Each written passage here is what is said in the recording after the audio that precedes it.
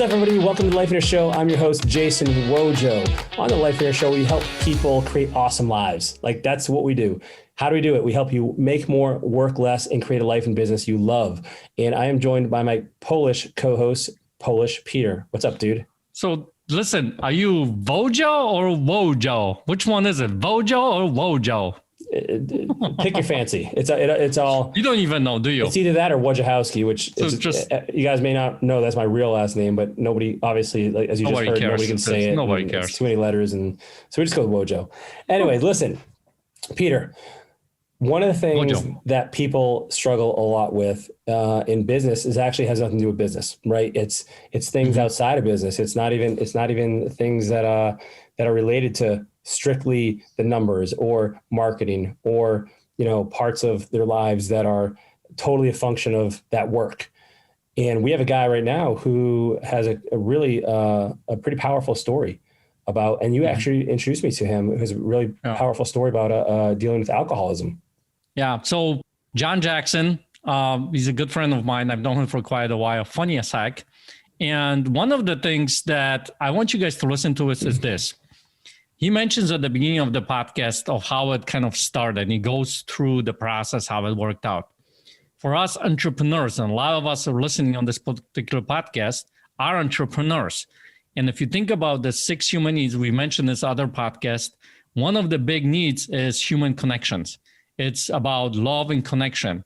And for us entrepreneurs, sometimes we work by ourselves. We're not, going out there meeting a lot of people, so we're by ourselves. So what is the way that we are going after to meet that need?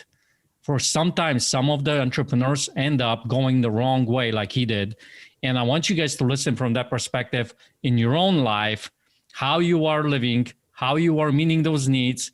And if you have someone who is dealing with alcoholism, or you know someone, or you are dealing with it yourself, listen very closely, because at the end of this episode, I asked them, how would you, deal with that? How would you talk to, what would you say to someone who is dealing with alcoholism, or they have someone in their family? So powerful, I think, episode. And just go listen to it. Let's check it out right now. Here's our interview with John Jackson. Hey, John, what's up, man? Welcome to Life Leader Show. Hey, thank you, Jason. Thanks for inviting me. And thank you, Peter, for making the intro there. Good to see you, Peter. Good to see you, Jason. And John, just to let you know, I will not hold it against you that Peter is the one that introduced us or that you know him. It has a weird, bad taste, doesn't it? Yeah, it does. It's kind of like, I don't know, broccoli with whipped cream on it or something that just something not right about it. Okay. I didn't need a visual of Peter and whipped cream in the same sentence. Yeah.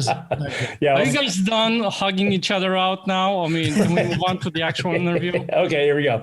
Yeah, so anyways, on the back. So I'll tell you, in all seriousness, John, starting to regret this intro. Peter's like, you got to meet this guy, John. Really, he's a cool guy, but more than that, he has a really cool story. And now listen, there's a lot of cool stories out there, but and you and I spoke prior to the interview, and what I really enjoyed about you sharing was it's very in topic for the theme of our audience of you. People think that the path to entrepreneurship, to business ownership, is a straight line. It's like, a constant slope. It's easy. It is, it's to be expected. It's smooth sailing. And what you're going to share with us over this interview is, some of the lessons, trials, tribulations, your wipeouts, your victories along your journey to make it more real for people, to give people context as to what they can perhaps expect, or at least to know what's out there. But before we get into that, tell people a little bit about yourself and your business, like your background and what you do. Yeah, so I'm in Texas. I'm in Fort Worth, Texas, to be more specific. And my business is real estate. I specialize in lease options in real estate, specifically lease option flipping or lease option assignments. I've done this for about 18 years now, started in 2003. And so that's my real estate side. I also have the education and coaching and speaking side as well, where we coach people on lease options and we coach them. And my favorite thing about all of that is the student success and also the being on stage. I love being on stage. more than anything, that's really where my comfort zone is. I did for about 10 years of my life, I did stand-up comedy. And so because of that, being on stage just is really, that's my comfort zone. I know some people are incredibly uncomfortable being on stage. I get a mad rush of dopamine when I'm on stage. So that's a little bit about me. But again, I've done real estate for 18 years now and been coaching and training since about 2006 or 2007, I think. Obviously, that stand-up comedy didn't work out so well, did it? It didn't work out. It didn't work out. My jokes fell flat. But no, I really loved comedy. I loved being on the stage. I loved what I loved most about comedy was really the creating. And so way back then, I would write jokes for Jay Leno, Bill Maher. Back then, you had to fax the jokes in. You literally had to fax the joke, and this goes a long time ago. And they would send you a check for like $50 for every joke they used. And but it was fun. I just enjoyed that creativity. Getting in the zone of creativity, which is something I talk about when I teach people real estate, is I talk about how creativity will beat recklessly used money every time. When it comes to marketing, get creative.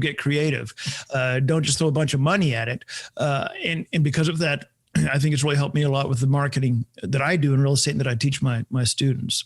So John, fun fact, and you mentioned comfort zones in comedy. So this is several years ago now.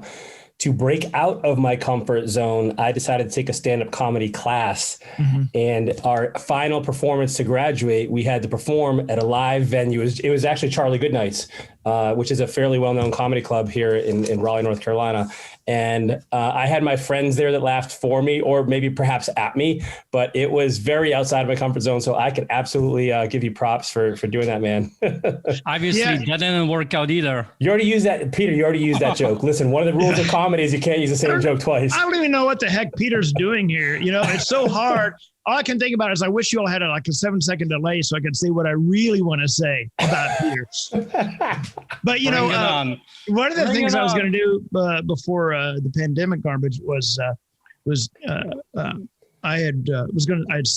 the process of signing up for an improv class because my mentor Sean McCloskey had said it's such a great help for stage presence and practicing the delivery, even though I've did comedy for years. When I would do comedy, I would go up with this, you'd go up with your set list. And as soon as somebody, as soon as I saw somebody in the audience or somebody said something, boom, the set list was gone and it was total improv. Anyway, oh yeah. Riffing. Yeah. So, so that's a little bit about, went to comedy, then was a day trader for a couple of years and then got into real estate back in 2003. So what prompted the changes between these different careers? Real estate, comedy, I stopped doing that. There's not, unless you're the headliner, well-known headliner, there's just really not the money in it. And so you're traveling all the time, which I didn't mind the travel so much, but I was, at the time I was about to get married. And you'd get a call like at 3:00 in the afternoon. Hey, John, we got a spot and we got a middle spot open in wherever. And you have to get in the car and drive 3 hours, be there and then drive home. And you made like $150, and it was also after seeing so many comics hacking my material, I would go to the improv or whatever. And when you see headliners that, they took your stuff and enough of that, you're like, okay. At first it's like, oh, wow, that's cool. This guy's using my stuff because he saw me last week perform at the Funny Bone or whatever. And then it's like, after so many times, like, man, forget this. Because they're getting paid whatever it was at the time, I don't know, right, $1,000 for a weekend, and I'm making $150, And, it didn't seem as fun. Yeah, just got burned out. But now with, I've gotten that creative juice back with writing email copy for my list. So that's one of my releases in that creativity is writing and creating email copy, because that's interesting because you get to play with the words and play with the emotions and the delivery the puppeteer and see what's going to make the audience take action. And so that's where I get my creativity. That's where I kind of get that release of creativity. Got it. Yeah, totally redirected that into something that applies now in your business. So let's talk about your journey. You know, tell us a little bit about how this whole thing developed, how you got to where you are now. But, you know, when we were talking on the phone informally, you're like, yeah, this happened and this happened. And so you can go into as much detail or as little detail as you want. But like, what I really want to let our audience know is like that the journey to entrepreneurship, to small business ownership, if you're gonna be a real estate investor, it's not all, you know, roses and rainbows, right? And so tell us like how some of these things played out for you and some of the things that you went through that our people could learn from.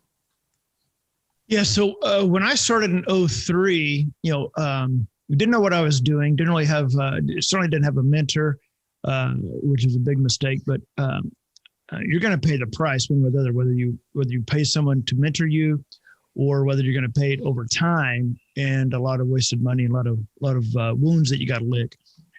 But in 2003, I started this Leasing to Buy was my company.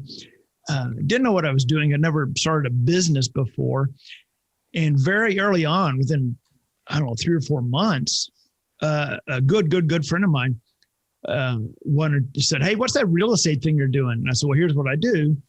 He said, "Oh, wow, that sounds great." He said, I know. He said, "I think there's a house by me that would be great for that." So fast forward, he talked to the seller, I guess. And then he said, "Hey, I need contracts now." So I get into contracts. Anyway, after the first 2 deals, he's like, "Hey, why don't we partner up together?" And I go, "Oh, okay." And I would suggest to anybody, before you partner up with anybody, that you determine why you're partnering up, and you've got to know what each person's roles are exactly. How does that look from a business standpoint? And how's that money going to be divided? In our case, he was making his money, I was making my money, but at the end of the day, it's my name on the company. And so anything that went wrong came to me, right? I was the head of the totem pole. So he was out there doing a ton of deals, but not always doing them right, and not abiding by the kind of the guidelines and the rules that I was going by, and caused a tremendous amount of stress on me, tremendous amount, where all the money I was making was going to keep the business going. All the money he was making was supporting his, extravagant lifestyle. And tried a few times to try to rein that in, and he just wouldn't have it. And so finally, it was this bad that every time, because I worked out of the house, every time the doorbell rang during the day, I would just tighten up. I was afraid, I was getting sued. Not because it's something I did, right? But it was something he did or that he shouldn't have done. And that's not a good way to live, right? Yeah. So after a few times of trying to rein that in, finally said, "Hey, this isn't going to work out. We got to, split ties." Well, this was more than just a business relationship. This has been a long-term friend relationship where we would go on vacations together and everything. And so that was incredibly stressful. I still remember being behind my house on my knees under so much anxiety and stress that I was just praying to God just to take it all away. Just take this whole stupid business away. It was miserable. Obviously, it caused stress on my wife and I, and it was ending the friend relationship, and causing legal issues, financial issues. Had a house that we were doing together that I ended up having to foot the bill on, and I don't blame. But I want to be very clear. I don't blame him. I blame both of us. I blame myself for not knowing what a partnership really looked like at the time. I didn't know how to lay that out and say, okay, well, if we're going to be partners, here's how this looks like, and here's your responsibilities, and here's mine, and here's financially how this works out. If you're not okay with this, then I can hire you, but we're not going to be partners. So I don't blame him because he's not a bad person. It was just that his what he was doing didn't mesh with my vision, what I was doing, and so be it. So we ended up parting ways, and that was a very difficult time. And now we're, we'll shoot, he'll call me every now and then, a real estate question or whatever. And I have no ill will towards him whatsoever. So that's all fine. And then in 2005, I'm in Texas. Texas changed their laws about lease options. So then I had to I had to make some shift in my business and my contracts, really. And then I had so many people, telling me that what I was doing was illegal and you can't do this, you can't do that. And the truth was I was the only one that read the law about Texas law. And so I just, I could have shut down right then and said, oh my gosh, you're right. I didn't think about, when you have so many people, even attorneys saying, well, you can't do that. That's illegal. But dude, I've read the law, line by line by line. You have to, I had to realize that I couldn't listen to some people, a lot of people actually. And I had to buck the trend and say, nope, what I'm doing is right. And not only have I read the law, but I had to pay $30,000 between a few different law firms and attorneys to draft the documents. But I was willing to do that because this was my baby, and isn't that how we all feel about our business when we have them? This is my baby, and you hate to see it, go out to pasture. But yeah, so that was 2005, and then I kept plugging away, but because of what I was willing to invest in financially in the legal and for the documents and the structure and everything. Here we are, 16 years later or so. And now I'm the only one that teaches lease options in Texas. So I'm the go-to guy for Texas. So I've got a niche within a niche. So that's, that worked out. So to go back through my story and start to dive into what you and I were talking about, Jason, before we scheduled the show, was kind of the absolute train wreck that I became at some point in my life. And then how did I get out of that? And I think this is really what's going to be the most important. It's far more important than lease options, that's for sure, because it's going to be able to help so many more people out there that are going to listen to this. And so, I've actually not really. John, can I get you to pause there? And I want to leave that as a carrot for our people right now, because they're going to want to listen to that. But what I want to do is just pull one quick lesson out of your partnership experience. So what I heard from you is like setting up clear expectations in advance, and then knowing, like you said this as well, like, why are we partnering? What is it? Mm-hmm. What is it that you're bringing to the table? And is it complementary? And is it synergistic with what I bring to the table? And is that accurate? Did I capture that correctly? Yes. And so here's when I do a 3-day event, or when I talk about partnerships to people that I'm working with at a 3-day event or that I'm training, I talk about partnerships being, so many times partnerships are like going to the principal's office. When I was growing up, the principal would still give us licks. Licks mean they'd take a sawed-off baseball bat and they'd slap our butt. Right? And it was, getting licks. That's what they did here?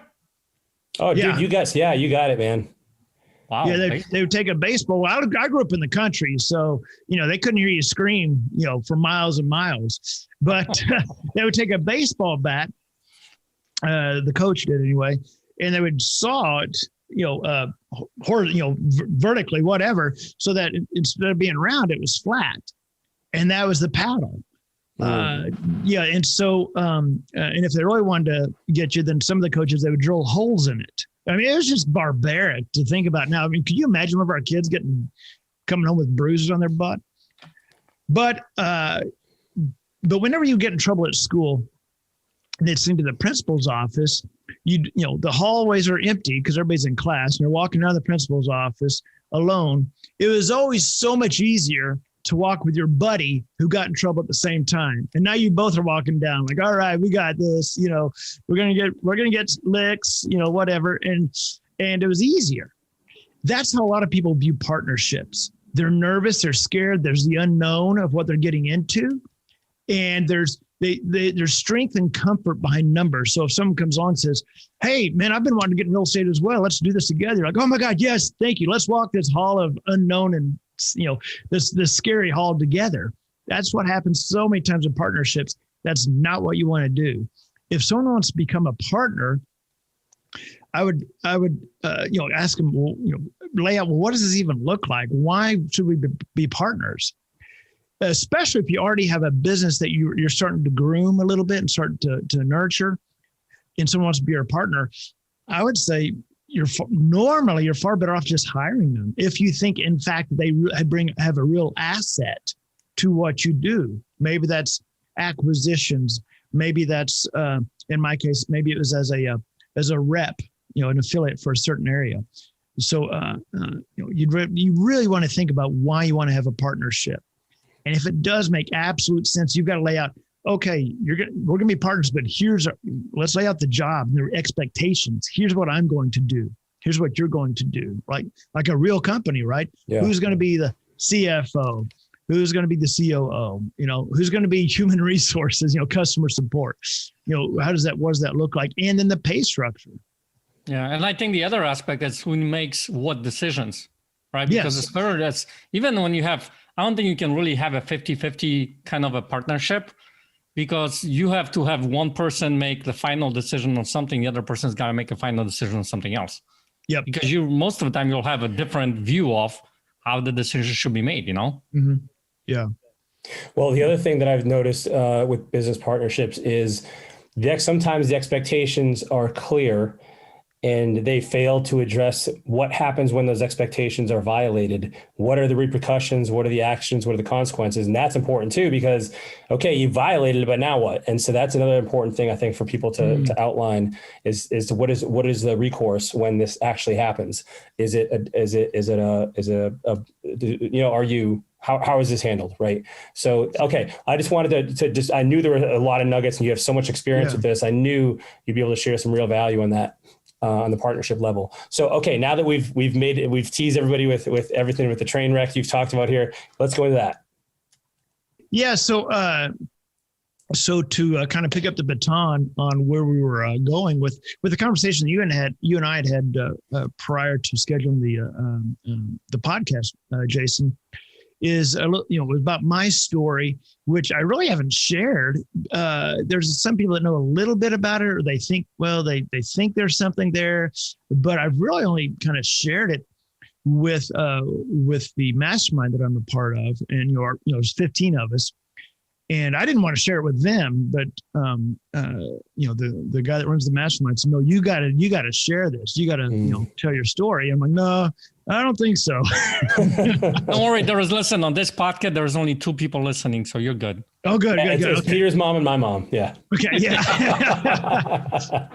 So, but it has to do, and I'm just going to jump right into it. It has to do with addiction and alcoholism. And what is that? What is our concept and our perception of addiction and alcoholism?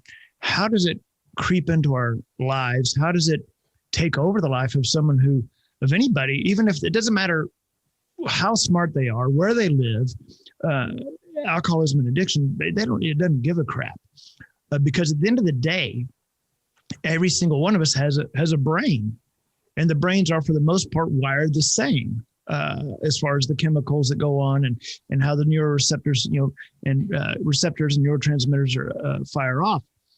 And so, I found myself in the battle of my life, truly the battle of my life, which was with alcoholism. And the way that it started was, and I don't even remember the year. And that's the thing, is that with alcoholism in particular, you normally don't remember. It didn't start. It was something that was progressed. The brain was trained. And whereas with addiction, it's far easier to say, yeah, here's where it started. I had a back surgery and they gave me opioids. You've got a pretty definitive time in your life where it started.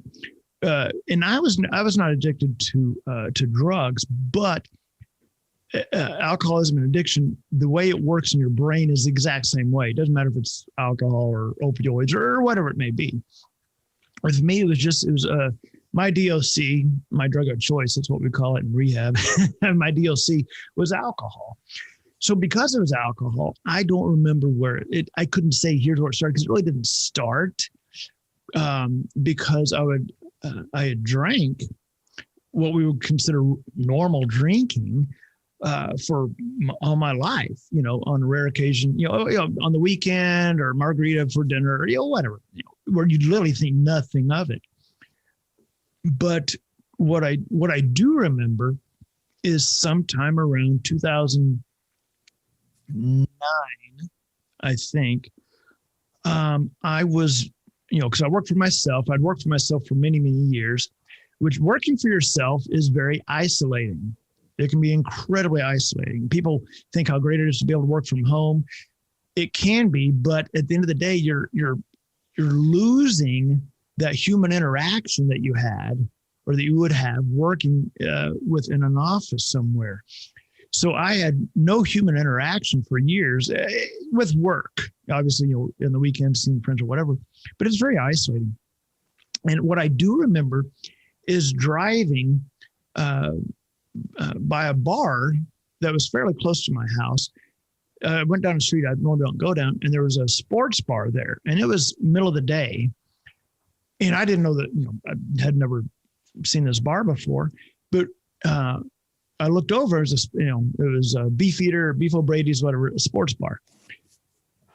Well, what I noticed was there were cars in the parking lot. And so I thought, oh my God, there's people there. There's human beings there.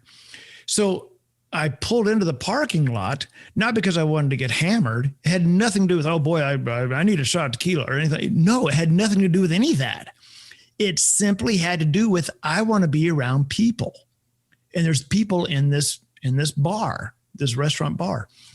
I still remember getting out of the car. I was nervous as heck because I thought, I have no idea what kind of people I'm about to see. I envisioned like nasty, filthy bar flies, like you may see in some movie.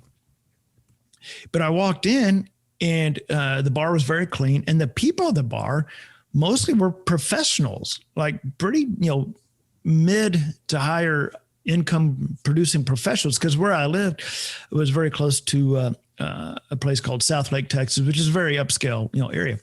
So this was not what I expected. And so I went there and, started talking to these people and had a drink or two, I don't, whatever. And I was like, and it filled that void that had been missing for years, which was interaction. So then I went back. I loved it. I went back probably the next day and now I've got friends.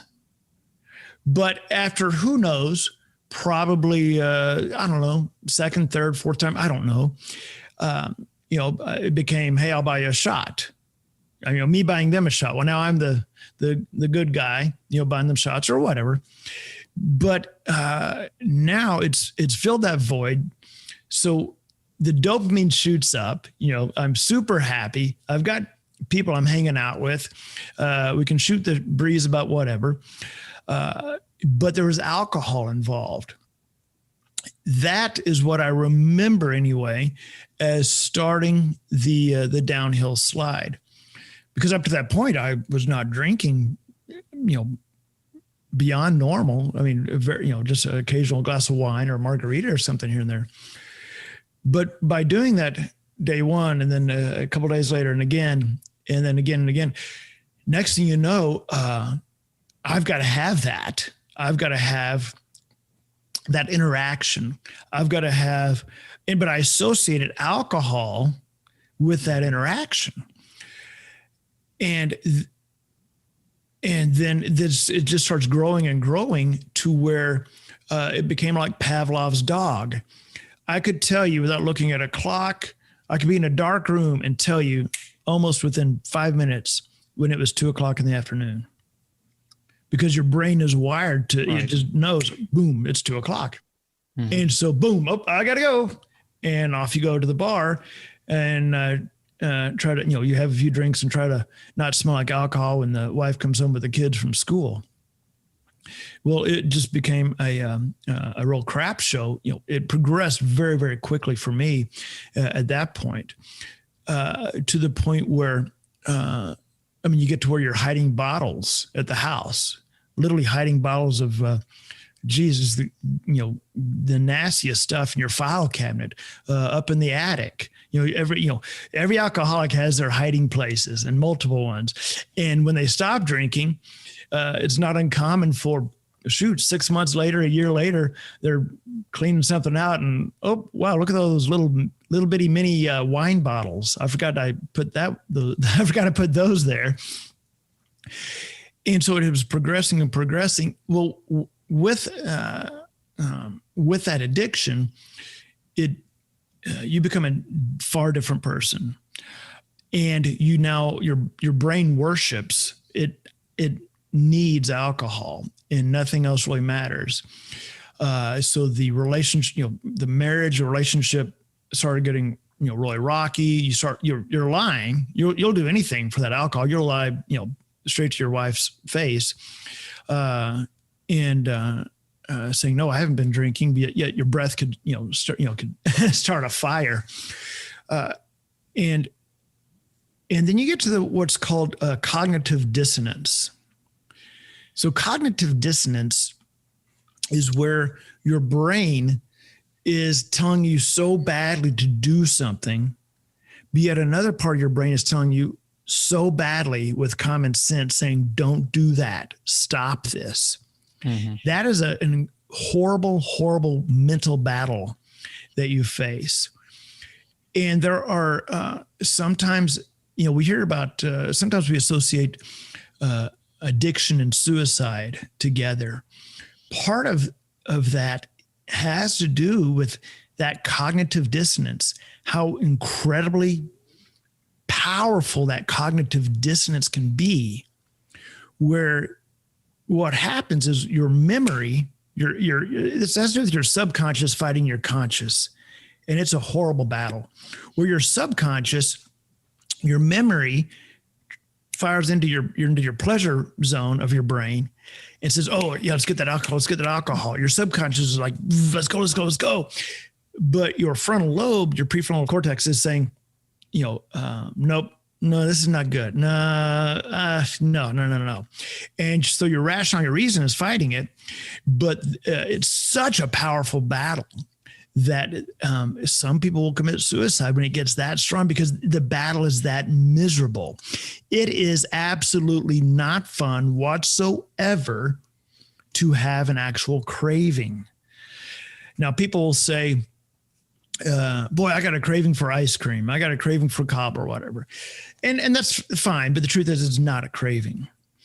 When it comes to, say, alcohol, you can have a thought of alcohol, a thought, a desire, or a craving. Now, I'm fortunate. I've not had a craving in almost 2 years. However, if I were to take a drink of alcohol, bam, the craving kicks off, and that craving is miserable. A true craving is where you want something nearly as bad as you want oxygen. Now, that is not fun. So imagine if either of you all were to, have your mouth duct tape and someone put a clothespin over your nose and you start, you're fighting. That's what's going on in your brain and your body when you have a craving. It is that incredibly uncomfortable. So it's, so I was going down this path of alcoholism, and next thing you know, very quickly, and I would have to guess, a total guess, that it was probably within 2 months that I was deep. I mean, that fast, from going to, I could live without it, to boom, I got to have it, really within about 2 months. And this went on for a number of years. And so many times I said, okay, I'm going to stop. I'm going to stop. I'm going to stop. I couldn't stop. I just could not turn it off because of that craving. It's just that powerful. And to the point where literally we would plan, say, a family trip to the Hyatt Hill Country Resort in Austin. And as soon as we were planning it, my brain is already pre-planning how I'm going to get alcohol on that trip. So, and I would take to the point where I would take cash with me, $20 bills, put them in my swimsuit. And if I got up to, I would say, oh, I'm going to go to the restroom. I wasn't going to the restroom. I was going to the bar. And because I couldn't put it on the room, because then the wife would see it when I checked out. Oh, wow, you had 18, whatever, you know. Mm-hmm. So I had to go to the bar, put $20 down, hope there was nobody there. Because I needed to drink fast where nobody would see me. I'd say, hey, give me double vodka cranberry and shot of Jaeger, double Jaeger, whatever. Here's $20, $40. And hope that they got it very fast and get incredibly frustrated if they delayed any just to get that alcohol, right? I mean, that's a miserable way to live. Then in 2015, I had enough. I was like, I've got to get a handle on this. And so I told my wife at the time, we're divorced now. I told my wife, I said, I'm going to quit. And I had done a lot of research, or so I had thought, and had not gone to AA, because AA is for losers. So I would go to AA. And even if I had gone, I was not in a position where I was ready for that, because I just wasn't. I thought I was ready to quit, but I wasn't as ready as I had hoped. So I had done a lot of research. I called some counselors, even saying, "Hey, and I quit." And I think the next day I was talking to two different counselors, or following up with two different counselors to get help, with this problem. I told them that I had stopped drinking. And they said, well, how much did you used to drink? And I told them I used to drink enough that it would put a horse down in a day. It's just ridiculous. And when I told them I stopped drinking, they said, well, you just stopped? I go, yeah, I stopped yesterday. And they said, that's very dangerous. Well, I didn't know what they meant by very dangerous. What are you talking about? Like, that made no sense to me. How is it dangerous to stop putting toxins into my body? Well, it is very dangerous. Alcohol is the most dangerous drug to stop cold turkey, because you will stroke out. Your heart rate goes up dramatically. You will die. You can die, I should say, if you just stop drinking cold turkey. I didn't realize that until on my birthday. So it was I think it was the third day I hadn't drank, I think. And my family's there. We're at a restaurant, and I can't even hold a glass of water. You hear about the shakes.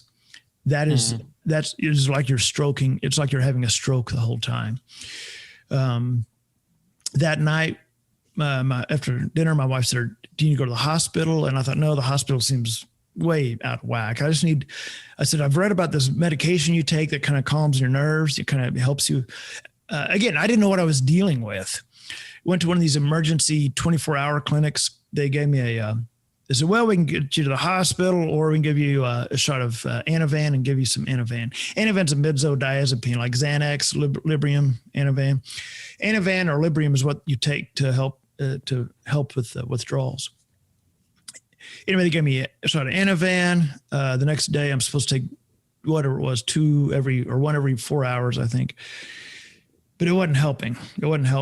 And so instead of waiting 4 hours, I waited 2, still didn't help. And I thought, well, the only thing that's going to help this is some alcohol. So I drank some wine. And next thing I remember, I was waking up in some bizarre building somewhere. I had overdosed on Ativan and then mixed it with alcohol and beyond blacked out, where it was a crap show. Thank God nobody got hurt. It was just a mess. So I ended up in I didn't know this, ended up in an ambulance, ended up at a hospital. They took me to a detox center. It was at that detox center where I saw, I I was exposed for the first time really to kids. When I say kids, we're talking 18, 19, 20-year-old kids that needed help, that had either tried to overdose, had slit their wrists. And it was really, it was sad because nobody was there helping them. And it was, so when people talk about mental illnesses, whether it be addiction or just depression, suicidal thoughts, I mean, it's very real. So I ended up going to a rehab. It was a very, very nice rehab. Actually, anyway, ended up at a very nice rehab. And when I got out of there after 28 days, I was in what's called the pink bubble, the pink cloud. Sorry, I'm messing up the terminology here. I was in the pink cloud, which is a very dangerous place to be. The pink cloud is where you literally think the world is it's like, you're just like, oh, the world's such a happy place and everything's beautiful. And there's unicorns farting rainbows and, blah, blah, blah, blah, because you're clean for the first time. So now you're in that pink bubble, the pink cloud, I'm sorry, you're in the pink cloud.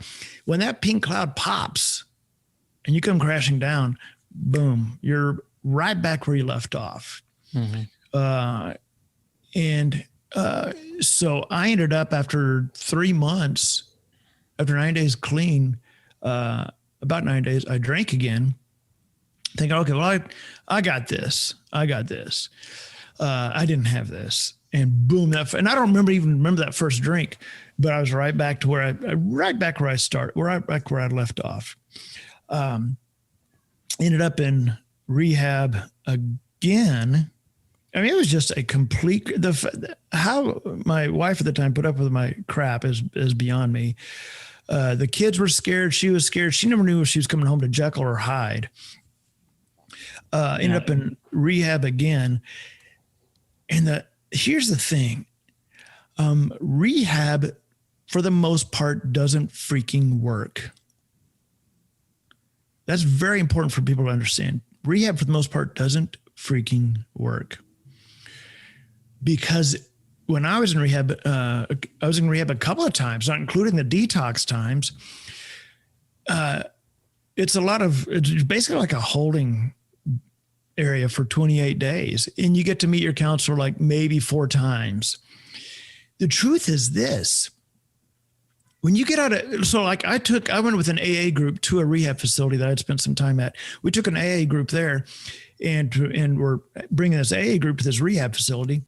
And every single person that's sitting in that room, it's a patient in that rehab facility, is bitching and moaning about whatever's on the outside, their family, their friends, the situation. And I'm looking around and they won't let me tell them this. The coordinators won't, but I want to tell every one of those people in that room. I was like, you're screwed, you're screwed, you're screwed, you're screwed, you're screwed. Because that time they were spending there is delaying them starting their addiction again, whether it be alcohol or drugs, because they didn't know how to cope with what was going on the outside, whether it be the marriage, the mother, the kids, the job, the this, that. And it's not until you understand how to start dealing with those situations, whether it be the unhappy marriage, which I had, and she was, and I'll say my ex-wife was, we were very tight still. We have 2 beautiful girls, and I've made my amends to all of them. But, there was things that weren't going on in the marriage I just was not happy with and couldn't fix. But the point was I didn't address it. I didn't address that. It could be your job. Until you know how to address those things, you're always going to have, it doesn't matter if you go to rehab once or twice, 3 times, and until you dive in deep. And to go to rehab for 28 days and meet with my counselor 4 times, that's all I was allowed. That doesn't address the issues. It doesn't address the issues. And this is very important for me as listening. This is so important. In order to change, you first have to be humble and honest. That's so important. You have to be, and that's with not just addiction and alcoholism, it's with anything in life. In order to change, if you want to lose weight, you can't, if you lie to yourself, you're not going to lose weight. If you want to make your marriage better, but you're not being honest and humble, it's not going to change. So I had to get honest and humble, and got divorced, was beyond miserable because my ego had been kicked in the teeth. My ego had been really kicked in the teeth. And my first sponsor told me, he said, and this is also important, he said, your ego ain't your amigo. And I think that's so important because so many of us, especially like in real estate, what other industry but real estate do you see people posting checks of the money they made or bragging about this in their cars or whatever? Do you think, dentist post on Facebook, yo, what's up, brother? Bang, just knocked out 3 cavities. Holla. I mean, come on. That's who does what they that? would say. Real estate people do that though. Bam, just locked up another 2 contracts. Well, okay, good. That's your freaking job. And why are you bragging about actually doing your job, right? So listen, John, I want to ask you because I want to make sure that we address something before the time runs out for us here. 2 things as I was listening to you talk. I don't know if you know my story, but my dad was an alcoholic. He was abusive back in Poland. I don't know if you remember me ever sharing this, but I remember growing up thinking, because I've seen him go through horrible things. I mean, I've seen him at one point drink perfume bottle, because he got to that point. I mean, there was some alcohol in there and we were poor. I mean, this is, communist country and all that kind of stuff. And I remember thinking, and actually at one point I said it to him, I said, why can't you just stop? Like for me, for mom, like, why can't you just stop, right? And back then I never understood what the addiction, the alcoholism, all that kind of stuff does to a person, right? And not only that, the people around them. And as I started learning a lot about, human mind and the behavior and all that kind of stuff, right? I started recognizing how and why, he was going through all this.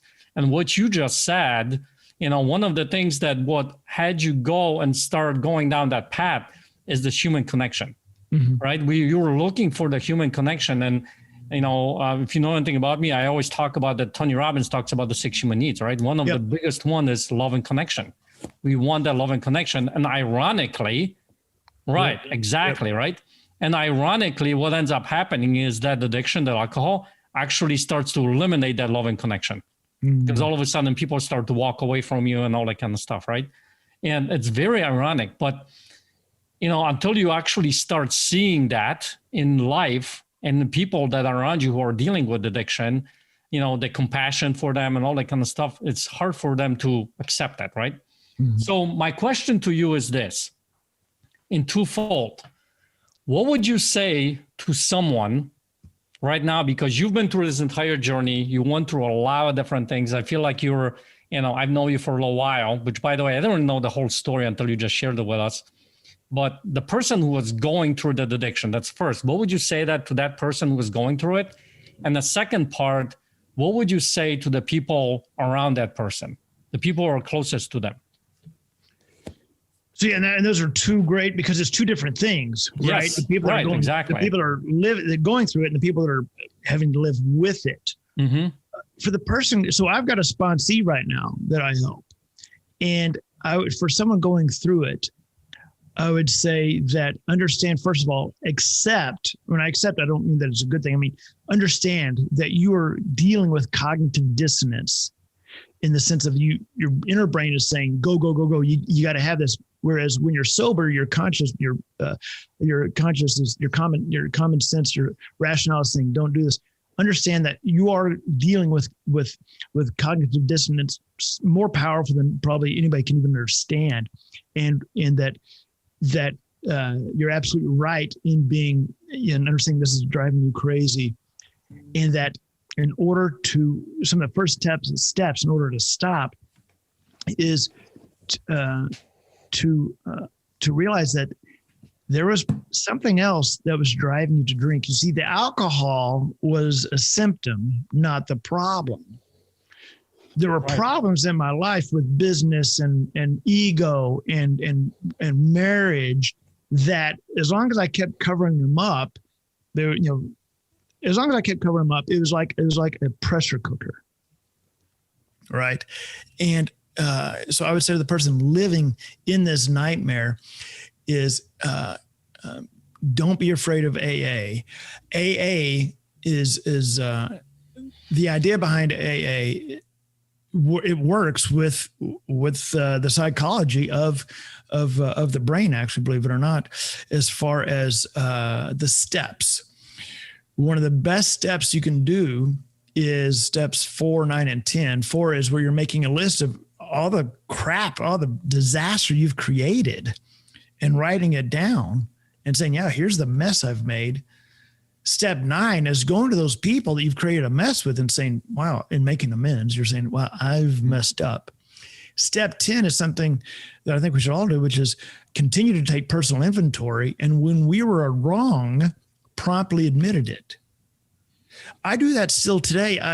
With customers even, because if I do something wrong, and I know it's wrong to get onto that customer, whatever the case may be, or something that works with me, it eats at you. It eats at you. So I would say, understand you're dealing with cognitive dissonance. It is very powerful, and that certainly seek counseling to dive in deep into what is going on. And most importantly, one of the first things you got to do is you got to be honest with yourself, and you got to be humble, because we lie to ourselves when we're in addiction. We lie to ourselves like you wouldn't believe it until we believe it. You got to be honest and humble. To the person living with the person that's dealing with the addiction, there's some great resources out there, like Al-Anon is the version of AA, but for those that are dealing with family members going through addiction. There's Al-Anon, and I would also urge the people that are having to live with a family member that's dealing with addiction is to let them know that hey, I get it. You're dealing with what's going on in your head is miserable. I'm here with you.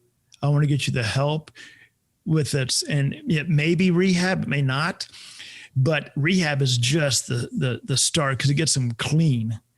But if someone goes into rehab, as soon as they get out, they've got to be into counseling, like 2 or 3 times a week, counseling to really dig into what's going on there. Awesome. So is that what eventually got you clean, John? Was like you addressing some of the underlying issues that led to the alcoholism to begin with? Or how did you actually make that final transition? I know, and again, I know it wasn't a straight line. Yeah, no, it was up and down, up and down, up and down. It was finally a nudge from the judge that said, I think this world would be a lot safer and a lot better if you didn't drink. And so I agreed with him. I had no choice.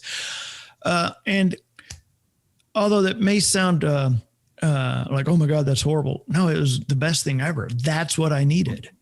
I needed that, because left to my own, I may very likely be dead right now. I may very likely be dead. One last question that I have for you, man. Would you say, because I think I want people to get from this podcast is one idea is this, that there is a way. There is a way, because I feel like when you're going through this, and I don't feel like that for you, this is just my assumption, that then when you're like in that, you don't see like there is a way out. Like it's just, there is hopelessness, right? So you want to share like in a couple minutes, like about that there is a way? Know that you're not alone. With alcoholism and addiction comes isolation. Mm-hmm. So what started off as wanting to be around people became isolation, where you drink by yourself. Understand that you're not alone, whether you're that alcoholic addict or whether you're the one living with it. No, understand you're not alone. Understand there is a way out. But in order to get to where you see clarity that there is a way out, you've got to break that cognitive dissonance, which means your brain has to be away from alcohol for at least for a few weeks, at least to start to get some clarity there. But here's the thing is that the tracks are laid. For me, there's also a genetic component to it as well, you know, but the tracks are laid, meaning if I were to drink again, boom, you know, that path is already, you know, it's going to kick right back off again. Cause it's like going down a ski slope. If you go down a ski slope and you ski over the same run every time, the same track, those tracks are laid. You know, you can put a little fresh snow on it, but you go down it again, boom, the tracks are still there. Yeah. So it kicks off again. And for some resources to people, I would say download the book, a couple of the ebooks a couple of audio books I would recommend are This Naked Mind is an amazing ebook. I keep saying ebook, I'm sorry, audiobook. Russell Brand's Recovery is a really good audiobook to listen to. I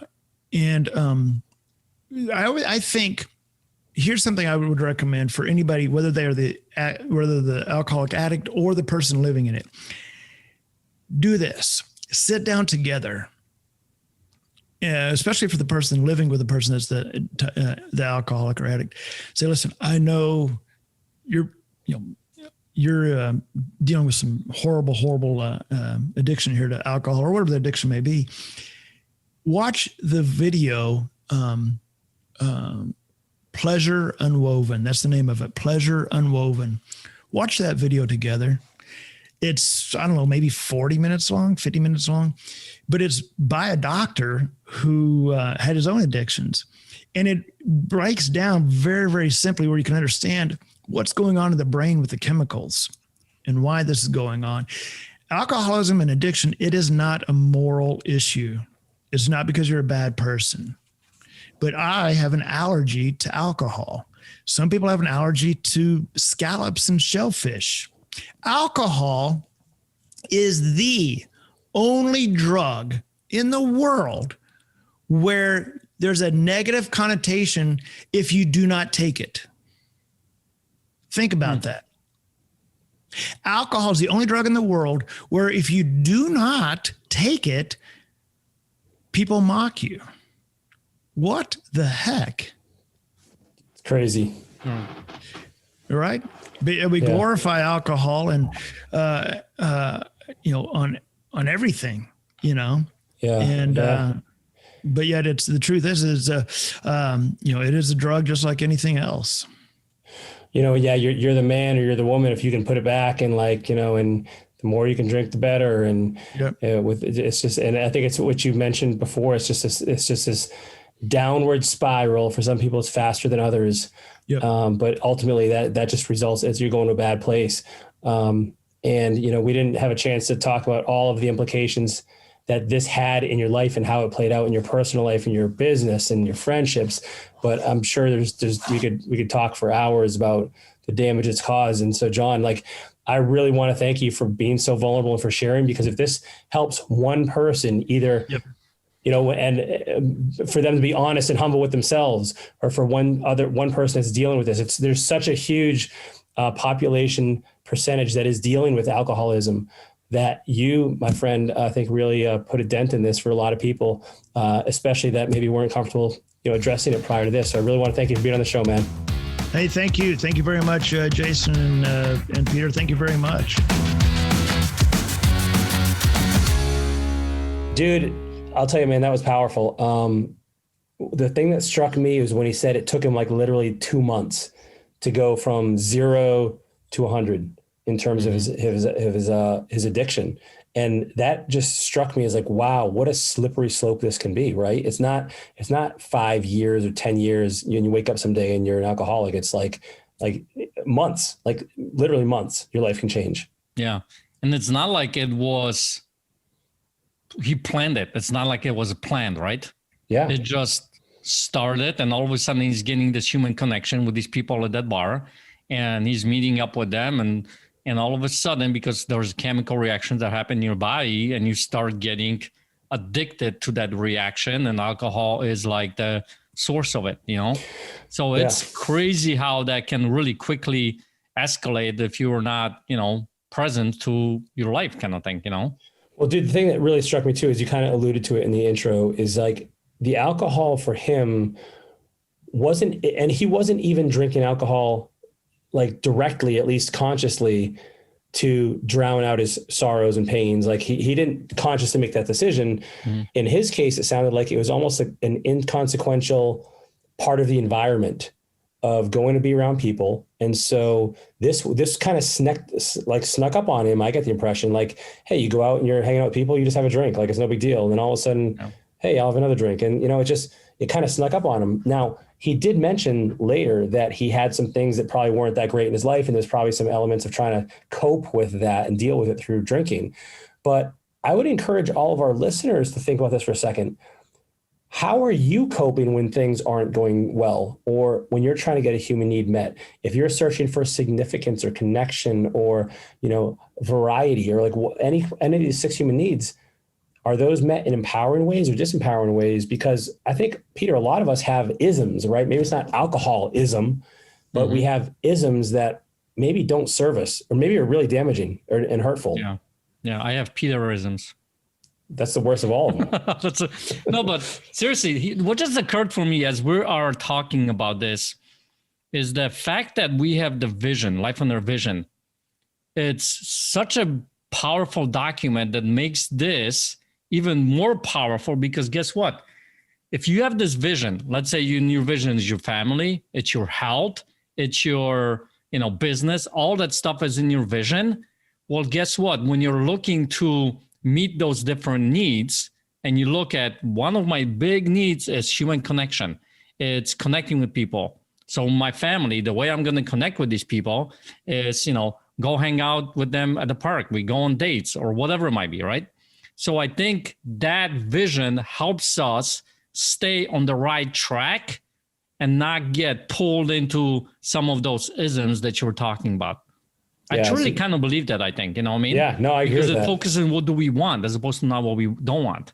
Right. And when you have that vision crafted, it helps you pinpoint the good things that you want to go after. And I think that's why that vision is so powerful, man.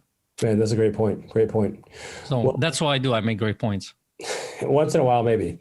Well, listen, I hope there is a lesson for you in this episode. And, I really want to thank John for being so vulnerable and sharing his stories of how this kind of snuck up on him and the devastating effects it had in his life. And that he was able to turn around. And so if you're someone who's struggling right now with something like this, I want to encourage you that there's a way out. There's a solution. There's a light at the end of the tunnel, and it's not an oncoming train, right? There's ways you can help yourself with this. Go ahead, Peter. Yeah. The other aspect that I want to encourage you guys, because as you heard me in this podcast, I mentioned about my dad. If you have someone in your life who is going through this, hopefully this podcast give you a different perspective of how to interact with that person, how to view them, how to talk to them, how to come alongside of them, to be able to help them get out of that place. When I was a kid, I was like, dude, to my dad, why can't you just stop drinking? And until I finally realized what alcoholism does, I was like, later on, when I came back in life and I started talking to him, I was like, man, I cannot even imagine what it was like for you. So even if you have someone in your life, you can hopefully give a different perspective from this episode. So if we got that, I think that's a huge goal that we accomplished there. Yeah. Awesome. Well, again, thanks to all of you for listening and making this your weekly pit stop for inspiration, for motivation, for information, for entertainment, and all of the above. We are greatly humble and appreciative of your time. If you like the podcast, if you love the podcast, rather, I should say, please leave us a review or rating. Also, if you want to be part of the conversation, head on over to the Life Inner app. It's free. You can download it for your iPhone, for your Android device, or check out the desktop version as well. Just go to lifeinner.com. You'll find all the information about it there. We will see you next week, everyone. Take care.